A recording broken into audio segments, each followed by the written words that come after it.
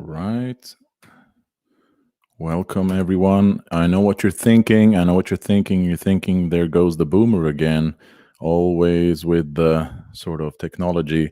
The problem is that I first have to start one platform and then another and so on to get everything started.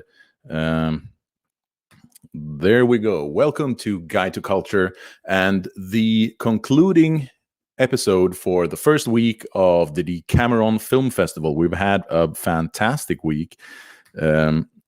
We had Survive the Jive, Ed Dutton, Tina, Eunice, Morgoth, Keith Woods, Mark Collett, Millennial Woes yesterday, and I'm going to welcome Marcus Follin in just a couple of minutes. And so, like I said, this is the last episode of the first week, but we still have many episodes to go. And you should go to guidetoculture.org and bookmark that page, because that's where you'll find the complete schedule for the Decameron Film Festival. And tomorrow we have Jason and Jared. They're going to talk about The Matrix. Jason and Jared from the After Party. Then we have Martin Lichtmes. We have On the Offensive, who has a fantastic YouTube channel. He's going to talk about Cannibal Holocaust. Then we have Jared Taylor. We have E. Michael Jones. And we have Alexander Dugin coming up in the next week. And Alexander Dugin is going to talk about Twin Peaks, and we have a contest going on. If you go to the Twitter page, you'll find the contest for making the best YouTube image for Alexander Dugin's episode. We already have some fantastic contributions for that contest, so make sure to check that out. And also, of course, like this video if you do like it, and remember to subscribe to the channel. And also remember to click the bell next to the subscribe button so you get all notifications. Some subscribers have contacted me and told me they don't get the notifications from YouTube for new videos. And there's also some weird delay that when we post a live stream, it usually goes immediately to our YouTube page. But now there's like a 12-hour delay. But if you follow our Twitter account, you'll always get the updates, because we'll always post the direct link to the video, and that still works, although the video doesn't appear on our channel until the day after. And I also want to mention Entropy. Entropy is our tip jar. That's where you can send paid comments, paid chats, and you can do that with a comment or without a comment. And you can do it while we're streaming or when we're offline. It's up to you, and you'll find the address to all of those things down below.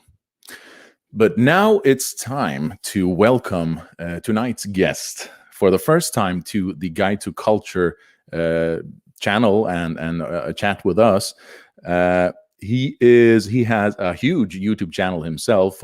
Most of you are probably very well familiar with him. He is also a bodybuilder. I don't know if that might be he might wince at that description. He has a body built to honor Crom and Odin. So very welcome to Guide to Culture, Marcus Follin, the Golden One. Thank you very much. It's great to be here. So before we start, just tell our audience where they can find your work and how they can support you. Yeah, sure. So you can find all of my links basically at thegoldenone.se, and you can also find my book at legiogloria.com or freespeechlibrary.com.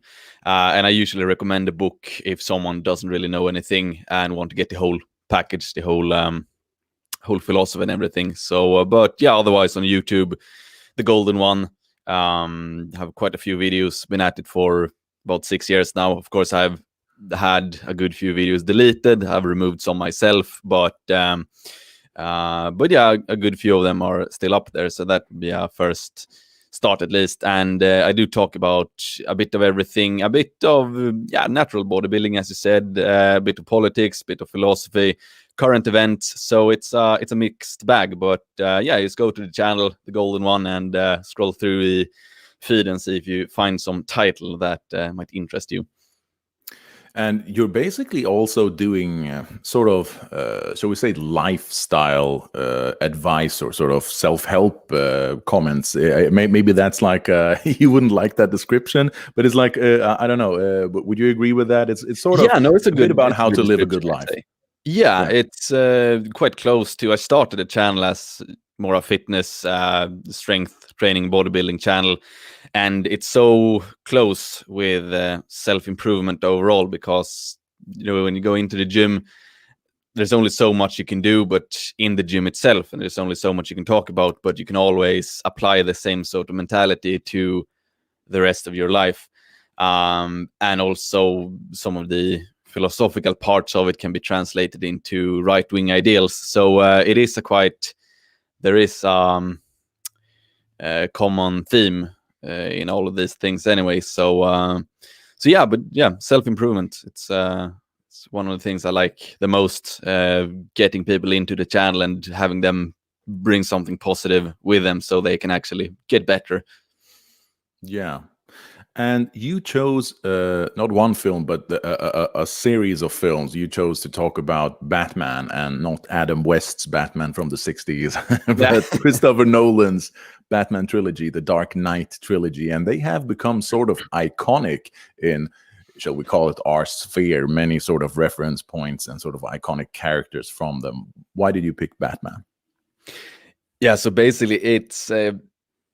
first and foremost, if you compare it to a lot of modern culture, it doesn't really have a lot of these really anti-white things that just, I can't enjoy many series since becoming red pill, because you just pick out the anti-white agenda. So to give an example, I watched some Netflix the last month. You can get a trial period on Netflix. So I watched a series called Frontier with Jason Momoa. That's Aquaman, and I like him as an actor. He's good at what he does, etc. And the series has some good nature shots. It's actually about fur trade in the 1700s in Canada, but you have all the classic anti-white male tropes. So the Jason Momoa, being a half Indian in the series, he's portrayed as the attractive guy that all women want.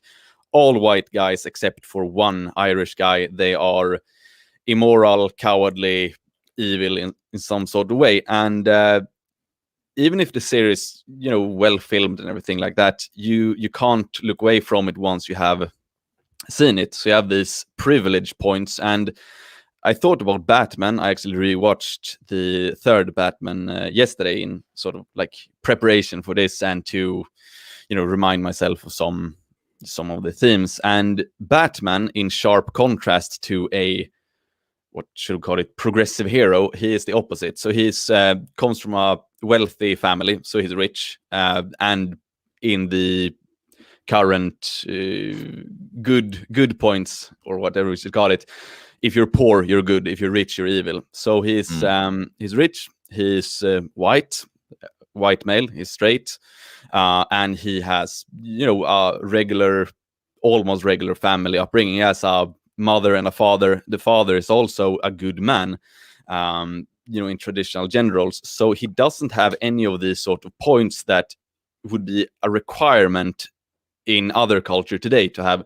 You can be a masculine white man, but then you have to fight on the behalf of some colored people, or some downtrodden, maybe sexual deviants or something like that. But he can actually be a patriot for his own city. Then, of course, he doesn't distinguish between if you're black or white in said city, but he still has that. And it's not explicitly that he wants to help downtrodden minority. So he is this well-off white man who follows along the path of a classic hero.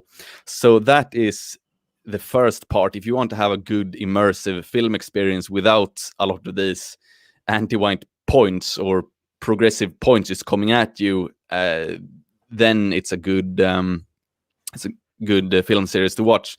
Because, as I said, for me personally, I have since becoming more red pilled and aware of these anti-white tropes. It's hard to see past them, but this doesn't really have it. So that's the first thing that you can think about when watching it. Then I also like it because it's quite realistic. I never grew up with any superheroes when I was younger. I never really liked it. But you can take a comparison between Batman and Spider-Man. So basically, Spider-Man, I'm not an expert at it, but I've seen the film once at least, and I know a bit about the backstory. But he gets bitten by a spider. All of a sudden, he gets the superpowers. He can climb and do a lot of fancy stuff.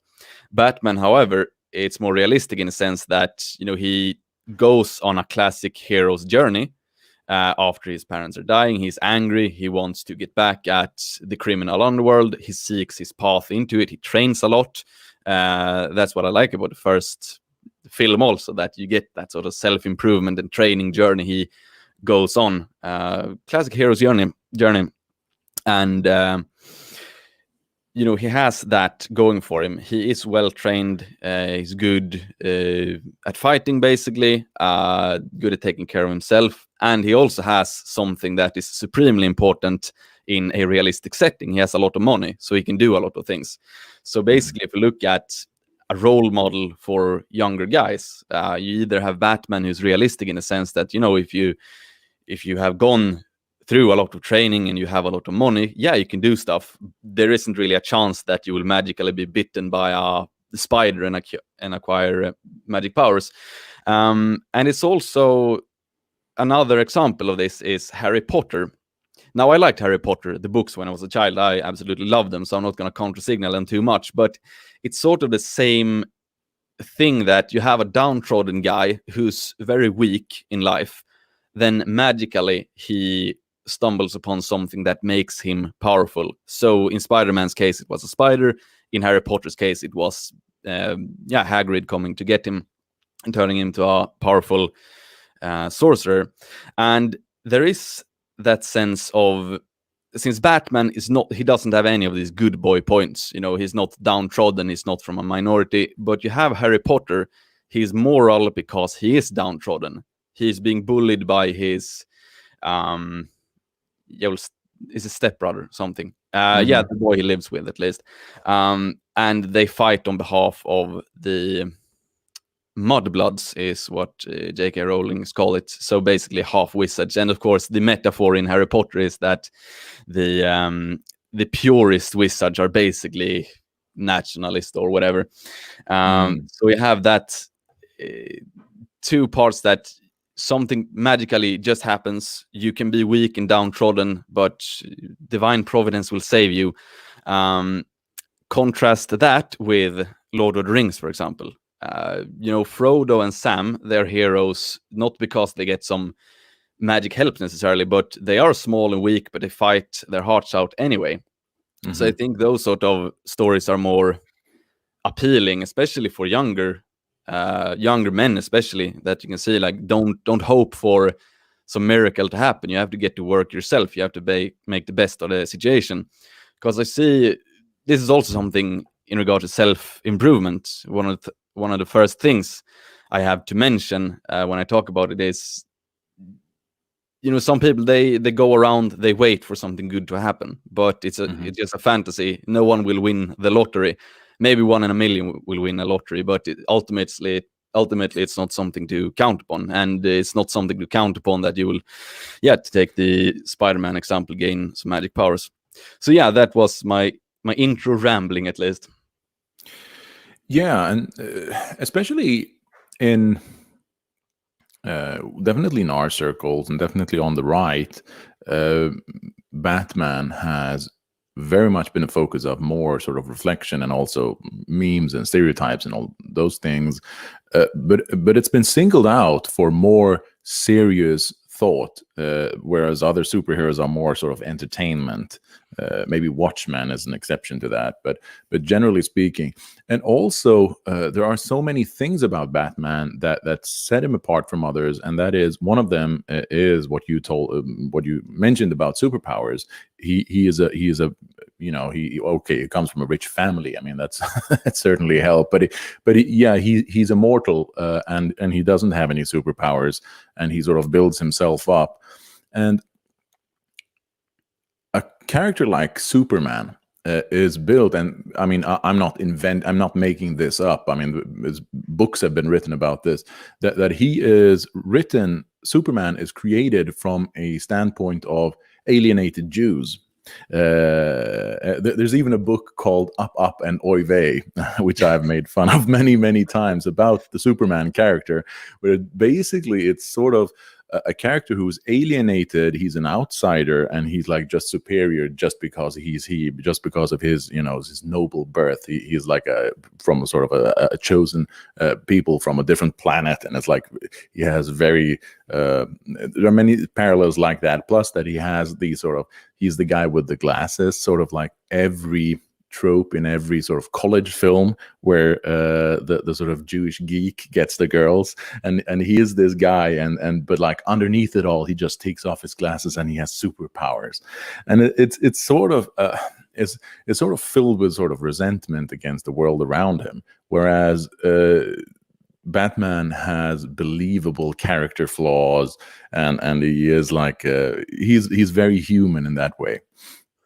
Yeah. But then you want to say something about that? No, go ahead. The archetype of Batman, it more strikes me as a good, proper European aristocrat, in the sense that he has the means to do what he wants. And what does he want to do? Yeah, he wants to take care of his town, his city, his county, his parish, or whatever we shall call it. And I find it kind of appealing in him that, the fault of many rich people is, of course, if they only partake in pleasure and degeneracy, etc. But he actually goes and does what the noble aristocrat would do, which is to try to save his realm, a realm that he also has inherited from his parents, basically, since the Wayne Enterprise have done so much for Gotham City. So it's definitely two different tropes there. The alienated Jew who is an outsider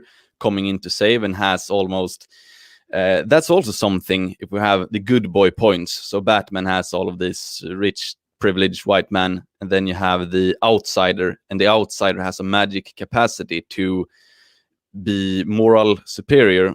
It's also actually, I made a little video on Aquaman, which I saw 1.5 years ago. It's with Jason Momoa, I just mentioned, and he, just because he's mixed in that film as well, he's from a ocean dwelling people and the surface dwelling people, but at least the main point is that he's mixed, and because of that he has unique insights that makes him a better ruler than, of course, the blonde guy in the Atlantis, as it's called, who has been groomed since birth for leadership. So it's that just because you have a perspective, just because you're an outsider, then you have the moral high ground, you have the intellectual capacity to know what's right for these normal people, these guys on the inside. So it's an interesting comparison there with the outsider. And also the outsider, I didn't think of this before, but Superman is also a journalist. He works for the mass media. But yeah, that's a fair point, because Batman is like the old nobility is sort of has. I mean, obviously it's get treated very unfairly in modern media, because it's very anti-aristocratic and so on. But the point is that in the Middle Ages, the nobility were people who had resources, and they sort of pledged their life to fight for their country, and that's why they weren't given like a privileged position in society for nothing. It's because they used their wealth to actually protect their people, and that they put their life on the line for it, because they were fighters. So yeah, in that way, Batman is a sort of a classical example of the aristocracy. But also in these films, especially in the Nolan films. I don't know how much that is true about the older versions of Batman, but the villains are also very interesting sort of trickster characters. And they have very interesting, there are many very interesting quotes. And the best one that I can think of, obviously, is one by Bane when they're fighting. And he says that winning made you weak, victory defeated you. So basically, by winning, you've become lazy and comfortable, and you're not hungry anymore, and you're gonna lose. And basically, being that comfortable and being that successful that's your downfall. And basically, I think that's a description of the entire West. We have been so successful that our greatest strengths have become our Achilles heels. Yeah, definitely. It's as Henrik from Red Eyes often points out, that if we talk about Sweden, our extreme success is what caused our rapid downfall. That we had the opportunity to spend so much money on basically nothing. Can just throw away money in the sea because we had the possibility. We had the luxury of harboring all of these sort of mad ideologies, whereas in a tougher spot, that's maybe why, you know, people like to say that in Eastern Europe they don't have so much progressive nonsense. Yeah, that's because they can't really afford to have it, because it's a luxury thing. They haven't caught up with the West in that sense yet. And I can just hope, and for all Eastern Europeans who are watching this, I've said this before, I'll say it again, be prepared to say no when this sort of mad ideologies comes knocking, because it's something we have been able to entertain because of, well, boredom, I suppose. People get bored when they have it too good, and because of money, if you have too much money and spend it unwisely. But I was actually going to mention, just before we head on to talk about the Bane and Joker and the League of Shadows, something about you mentioned the trope of the glasses guy, the Jewish nerd in high school films. That's the same thing. You know, the downtrodden nerdy guy, he is the good guy. The jock, the athletic, usually blonde guy, who is the, quarterback in the American football team at college. He's always the bad guy. But here is a little anecdote from my life, or my time in doing what I've been doing. And I thought about this. I thought it was the case at first too, that, you know, the downtrodden guys would be the guys who are supportive, who are kind, who are the first to be, you know, kind-hearted. But it's actually the complete opposite. It's a jock. It's the athletic guy who I've been taught in films and in school that they are the mean oppressors. They are the guys who are supportive. The guys who are anonymously hating on someone who actually strives for something. Yeah, they are the downtrodden nerd, basically. So that is something I have learned the hard way. The complete reversal of who is the good person. And of course, it's reasonable if someone has been again pushed down their entire life. They will have a lot of resentment that they will, you know, unleash on someone. And then they see an athletic guy who goes out and conquers life or gets attention or whatever, and they think it's because of that guy I'm downtrodden. It doesn't matter if I have only ever tried to help people. They still see it in that sense, that I am in a bad position because someone else is in a good position. So that's classic communist resentment mentality. It can never be one's own fault. It always has to be the evil white man on top who has pushed these guys down. And that's also one of these anti-white tropes you can see in, as I mentioned, Frontier, the series on fur trade. The natives are being set back because white man bad, basically. Same thing with blacks. Always the same. White man bad, and that's the cause for the failures of everyone else. So it's a powerful thing to, and of course it's not a coincidence that you're trying to rile up this sort of resentment, because it's a powerful emotion. If you tell someone, during their entire upbringing that you are poor or you are in a bad position because these white people, they've taken it all from you. Of course, you're gonna have a hatred for white people. So it's a good way to build up a hatred for an ethnic group.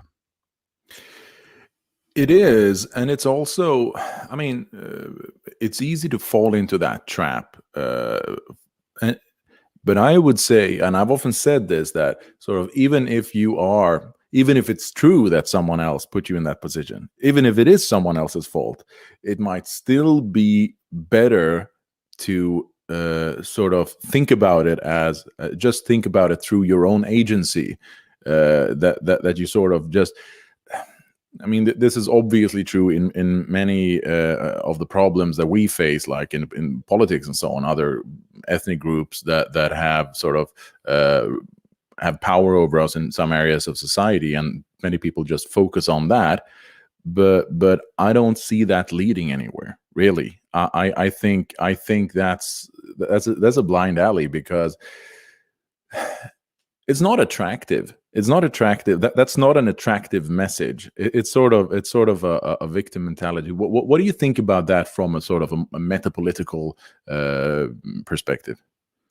Yeah, I completely agree with you. It's very unattractive, and something I've learned. I mean, of course, you have been at this for a lot longer than I have, so you have more experience. In my experience, I would say, if we want to have a good, healthy,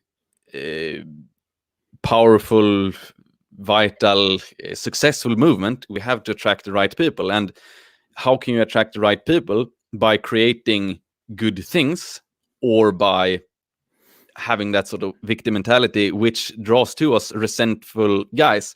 And these resentful guys, they will love you. They will love us if we talk about Jewish influence or Muslim mass immigration, or in the American case, black criminality. They will absolutely love us, because then we can say, oh, you know what, you are being dispossessed by these others. They will say, aha, cool, it's actually not my own fault I'm in this position. But these guys, they will not be loyal. They will not seek to be a productive force for us. They will just continue to write aggressive comments, and maybe these guys are the guys who go like this in life, and then they vent online. They go into some YouTube comment section and say, oh yeah, I'm not gonna say anything now, but something really aggressive, really hateful, and that's their way to coping. And of course, we know our dear establishment, they're just jumping with joy every time that happens. So if I have a video where I present an argument saying it's wrong to replace the Swedish population with people from the Middle East and Africa, I present it in a good, calm, measured manner. And then my entire comment section is full of guys who write, we need to do this to that group, or we need to, whatever it might be. Of course, if the Säpo, the Swedish secret police, sees it, they will be, aha, look, this is actually what is going on here. We knew this was the case. But if you have guys who are actively serious about, the long-term success of our metapolitical initiative, and do not just hope for a civil war to break out tomorrow, or the total revolution that will set everything right. If you have a measured and reasonable view on it, you want to have a long-term success, and then you can't attract these guys who live for the moment, these impulsive guys who just want to accelerate things. So yeah, that's my take on that. Because basically, there's a sort of a psychological mechanism that I've observed of many people who are very attracted to like conspiracy theories, and one thing I've said repeatedly is that conspiracy theories are destructive and bad, even if they're true. I mean, the point is that conspiracy theories, the whole sort of overarching narrative of conspiracy theories, is that we have an almost all-powerful unified force against us, and we are just victims of the circumstance, and we don't really have a agency. And the thing is that when people get really sort of they can drown in this mentality, and they will adopt a behavior that sort of marginalizes them. And when they have adopted a victim mentality, their behavior will sort of on a subconscious level start to do things that verify that victim identity, so that they don't. Many people that I've come to know over the years who have been too far into the sort of conspiracy swamp, they don't really want to succeed at anything, because all they want is to just be, I told you so, I was right about this sort of horrible narrative. And that's just very destructive. That's not going to be. And if you on the other hand, if you look at very successful people, I mean, people who've made a lot of money on their own or been successful in business or in life in other ways, they don't have that mentality. And the best way to success is to look at other successful people and see what they're doing and sort of copy what they're doing right. Yeah, definitely. And I would say also that there is a sense of hopelessness in people. They say, you know what, they will call me a fascist no matter what I say, and no one will ever listen. So therefore we could have the most extreme rhetoric possible. But this is not true. I mean, there's plenty of guys in whichever position in life, in whichever position in society, that will listen to a reasonable, well-structured argument. That is how metapolitics work. So if someone says, oh, you know, no one listens to us anyway, well, there is no way to know. You can't know if, you know, to take an example, if I make a video with a provocative title, I know probably many Swedish police will see it. Säpo, Swedish Special Police, will probably see it. Then I have the option.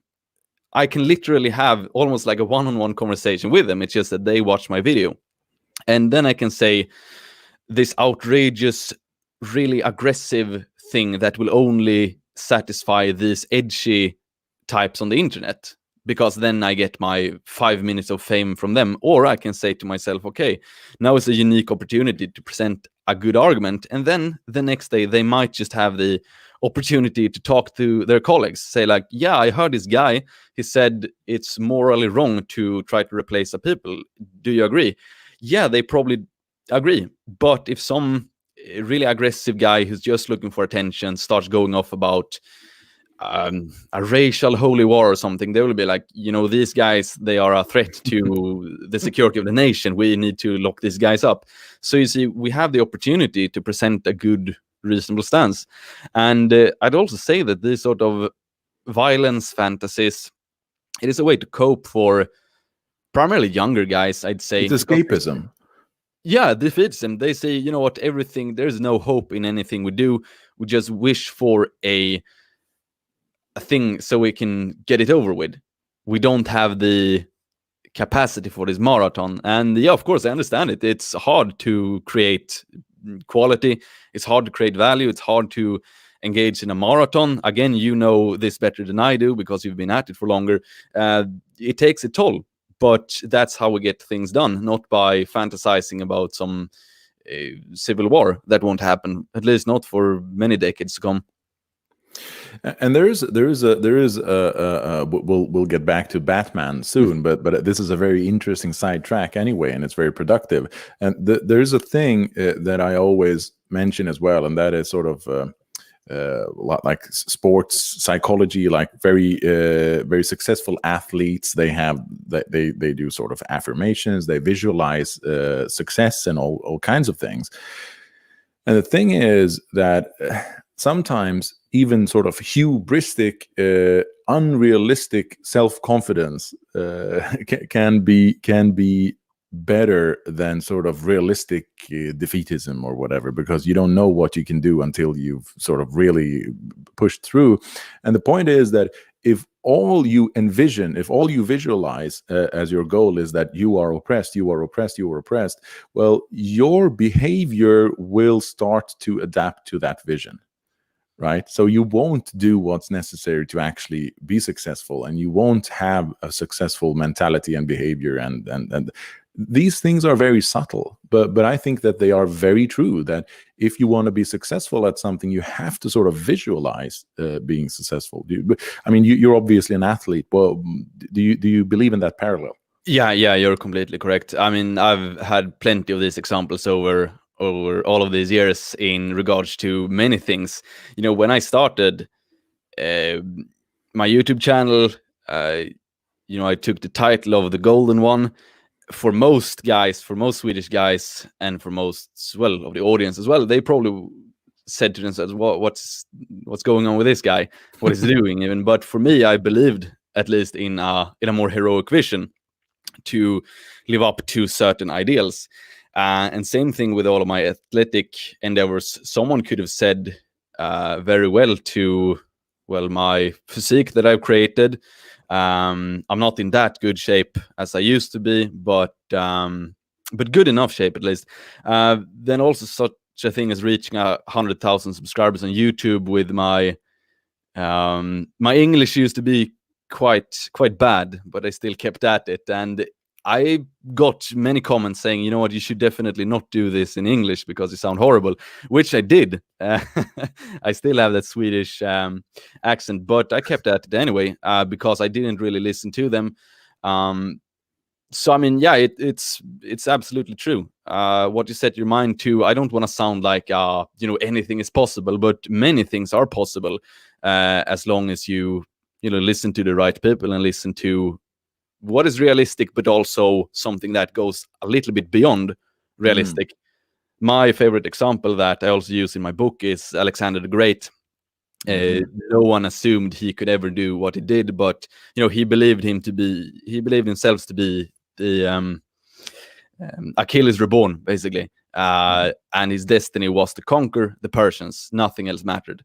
Of course, if you have that mentality, and my current mentality is that we need to save Sweden.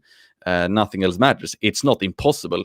What Alexander did, it was a lot more impossible than to retake Sweden. Same thing with Ireland in their War of Liberation. What were the odds? The mightiest empire at the time in the 1920s, declining, but still. But they went at it anyway. They made a rebellion during the war. They got defeated, but they managed to get the people behind them because of their vision. So yeah, it's absolutely true. If you believe in something, and if you visualize, if you keep that in mind, I envisioned myself as a demigod, basically. Now, of course, I'm a bit older. I'm 30 now. When I started calling myself a demigod, I was 24, 25. So I realize it sounds a bit silly, but that was my mentality. That was how I pushed myself to train harder and to be, completely, no hesitation to do anything, basically, because I knew who are these other guys. They don't even count. So I could do a lot of things that perhaps now I would be a bit hesitant to do, but yeah, that's a mentality I had, at least, and I'd say it served me quite well. Yeah, there's this sort of very cliched sort of motivational video about Arnold Schwarzenegger, and you might think what you want about his politics, but he's obviously been extremely successful in many fields, like in politics and bodybuilding and acting and everything. Has been enormously successful, and like basically one of his major principles is that sort of the naysayers are poison. I mean, they're just poison, and I recognize that so much, because whenever I encounter naysayers and they're sort of complaining, and they just sort of radiate weakness, and sort of my skin crawls, and I get angry at them. I don't know, what the hell's wrong with you? And it's like I've been advocating, for example, the ADL. A sort of a white ADL. We need a group like the ADL fighting for our interests, like a lobby group fighting for our interests. And people say, it's impossible. We can never achieve that. And it's like, it's impossible. Like 100 years ago, people were building like machines to go to the moon. Like, Alexander the Great, Julius Caesar, Genghis Khan, like who was like just an orphan.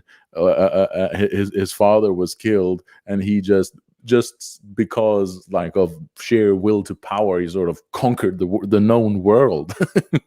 So yeah, I mean, we need to sort of yeah, we need to have a bit of self-confidence. Let's go back to the Batman movies. Yeah, so I will just add a last Sure. point on that, and it's it's very easy to say it's hopeless, we can't do anything, because then it grants you the possibility to just sit back and relax and not do anything. So it's an easy cope, it's an easy escape route to take, to say, like, no, that won't work, because if it does work, then it means that someone needs to do it, and no one wants to do it. So yeah, it's also, you get rid of the lazy guys when you present a productive course of action. So yeah, anyway, back to Batman. Yeah, and it's not masculine to sort of be, no, we can never, Yeah, anyhow, very, Batman. Batman, do you want to say something about the villains, because they are very interesting, especially in the Nolan films that you wanted to talk about? Yeah, definitely. So basically, I've only seen Nolan films. I don't really have any experience with Batman outside of his trilogy.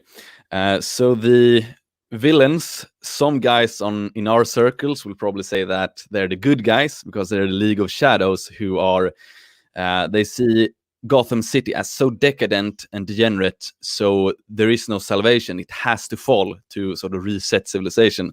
Now, of course, Batman, he doesn't care how degenerate or decadent. Of course he does, because he tries to change it, but he wants to stop the League of Shadows from actively destroying the whole town.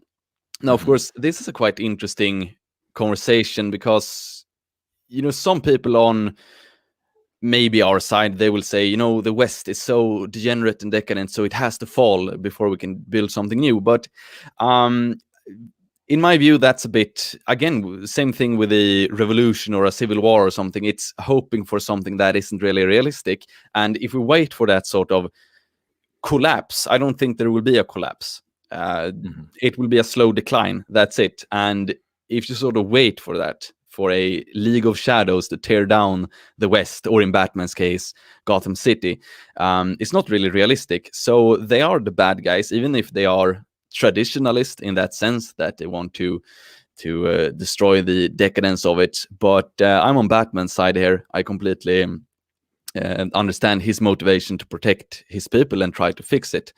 Yeah, League of Shadows, Ra's al Ghul, definitely interesting, an interesting brotherhood. So basically, if anyone hasn't seen Batman, what they do also is that they combat criminality and they kill criminals. And that's I won't spoil anything now because it's common knowledge, but Batman, he leaves the League of Shadows because he doesn't want to kill a criminal.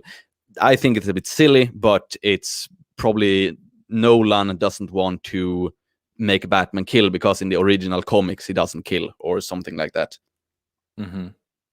But how come then, of course, in the second film we have the Joker, and he is a bit of an interesting figure. He's a nihilist in a way, but he's also like a trickster. He makes people question their assumptions and so on.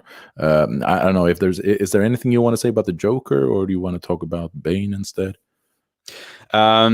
Yeah, no, I mean, the Joker, just in terms of acting, Heath Ledger, I don't know if he got any Oscars for it, but he should have. It's such a great performance by him. He captures the mentality and the complete madness of him.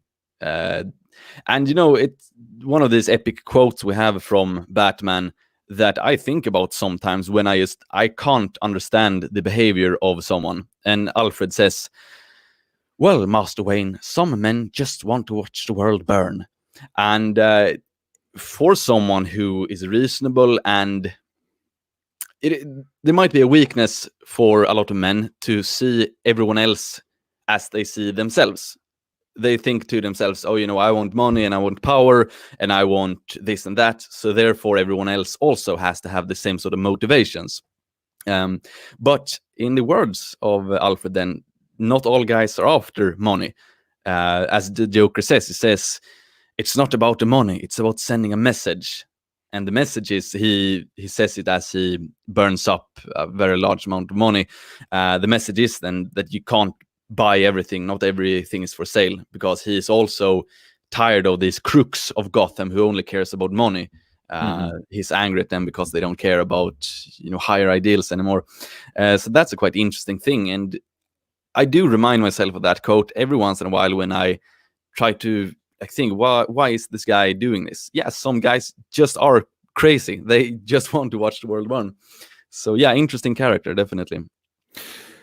I mean, that's very true, because many people can't understand what happens, like all the evil that happens around us, because they can't put themselves in that mentality of anyone who wants to do those things and so on. So it's like they sort of reject it. They don't believe it. And it's sort of like a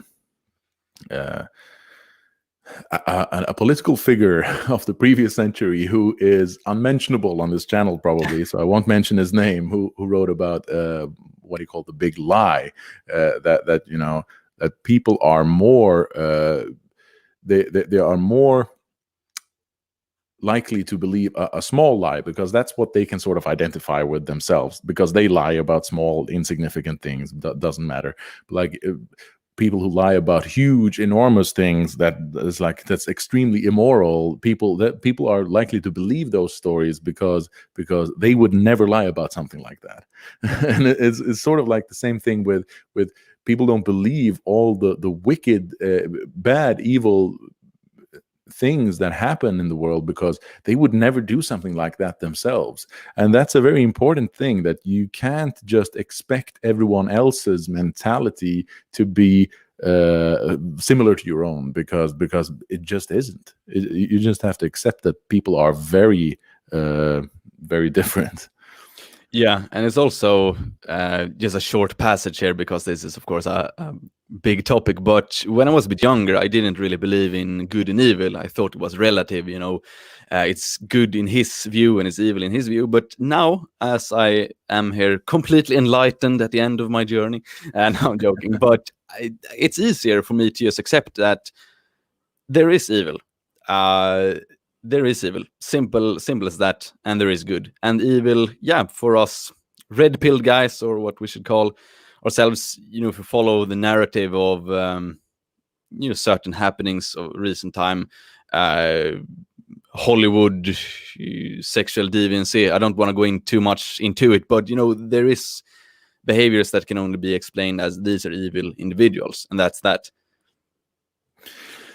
And then the last villain, who probably has gotten the most attention, definitely in our circle, and who is most sort of meme-worthy and so on, is Bane. Yes. And obviously, Tom Hardy is a fantastic actor. He does the role so well. The voice is funny, so people like to imitate it. But he also has the really cool quotes. But there is something about him that sort of makes him a very attractive character to us. Why is that? Yeah, it's a lot of different things. First and foremost, I would just say that since we mentioned bodybuilding and stuff before, Bane mode in the gym, it's a very good route you can take. Just big, massive, big shoulders and traps, and just overall powerful. It's all about power, not so much about aesthetics. So that is just starting off there. Then, as you say, many good quotes. Maybe my favorite quote is when this a bit smaller guy, he says, "I paid you a small fortune to do this," and Bane turns to him and lays his hand on the shoulder and says, "Do you feel in charge?" And the other guy goes completely blank and really terrified. And that's also to tie into what you said about the Joker. Not everything is for sale. Bane is not. It doesn't matter if he's paid him. He's not in charge. Yeah, that's probably my favorite quote. I'd say. He is. I mean, there is a sense that he is the complete antithesis to the bourgeois stereotype, because he is basically a sort of a jihadist. He is like he has like a higher purpose, and he just does everything. And money, material, comfort, stuff like that, and sort of trivial, sort of worldly matters they have no importance for him. It's just the sacred goal, and that makes him extremely powerful. And that's something that we have just lost in the West. We don't believe in anything, any sort of sacred goal or anything. We just worship comfort and sort of material success, and which allows us to be easily bribed and bought, like the most of the people in the West, and that's why we're in this situation. And that's why people are, especially young men, are extremely sort of impressed by that sense of devotion, I believe. What do you think about that? Yeah, definitely, I agree. It's something. A great weakness. Everyone can be bought, basically. I think it is Guillaume Fay who I'm quoting now, but it goes something like this: in a modern world, there is nothing worse than death and nothing better than riches.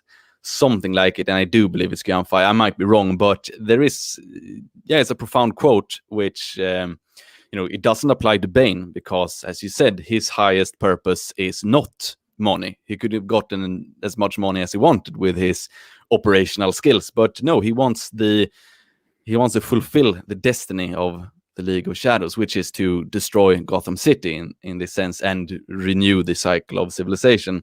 And it is something very attractive with that zeal, that devotion to just go for something without any explanations to decide. It's no hesitation, like, oh, maybe this is the right way, or this is the right way.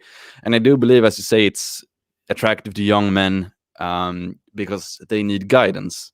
They don't need to have so much liberty. They don't need to have all of these different choices. They need someone to say to them, this is the correct path. This is okay to live for a higher purpose. So I believe that's why it's popular. And of course, because he looks really cool. It's not he does. He looks pretty awesome, like the shoulders and so on. Is there anything else you want to say about the Batman trilogy before we wrap it up? No, I think we covered most of it.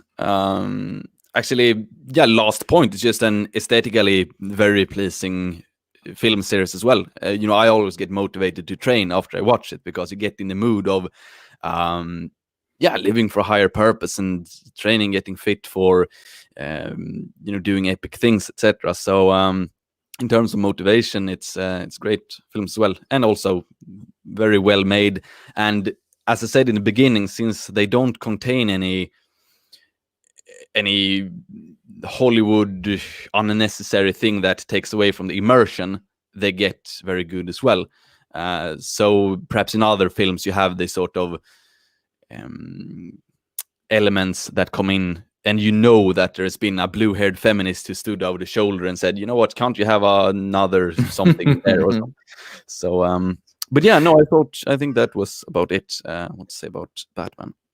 And I think that another thing that, just to wrap things up, I think that another thing that just makes it attractive to us is that it doesn't really conform to this Disney cheesy narrative of sort of the simplistic good and evil, bad and good side. It's sort of like the old the first seasons of Game of Thrones, before it became rubbish in the end, is like you don't really have the good guys and bad, but you can feel sort of sympathy to elements in each side, because the characters are complex and they're interesting. And I think it's the same thing in these Batman films. Definitely these three, is that you can feel sympathy and you can feel attraction, because you like Batman, and you also like the villains, because they have some nobility in them. Both Batman and the villains have some element of nobility that is very attractive to us.